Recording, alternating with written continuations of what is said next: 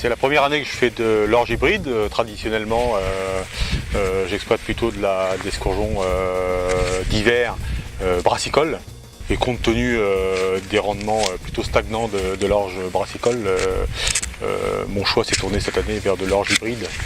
D'après les essais que j'ai pu connaître, l'espérance de rendement serait autour de 10 à 12 voire 15 quintaux supérieurs. Donc avec des prix qui sont plus porteurs depuis 2-3 ans, chaque quintot gagné est forcément profitable. Les informations que je peux avoir aussi au niveau des hybrides sont une résistance aux maladies plus importante que les brassicoles traditionnels. Donc des intrants en termes de protection fongicide par exemple beaucoup moins importants. C'est moi qui ai conseillé la mise en place de l'orge hybride et depuis l'arrivée des premières hybrides, on a mis en place au départ ça représentait une dizaine de pourcents, 10-15% des semences. Aujourd'hui je suis à plus de 50-60% d'orge hybride chez mes clients. On y a trouvé principalement le potentiel.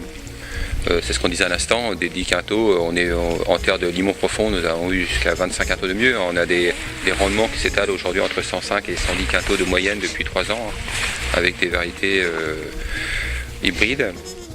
Les raisons pour lesquelles nous avons choisi l'Obit, en 2010-2011, on était à 112% des témoins, elle est sortie première, et en 2009, 2010, 2011, sur 3 ans, elle sortait à 114%, toujours première. Donc ça fait partie des arguments. Ce qu'on a pu remarquer aussi, c'est que cette année, c'est l'écart traité-non traité, qui était de 5 quintaux, sachant qu'une cervoise se situe à 13 quintaux 8.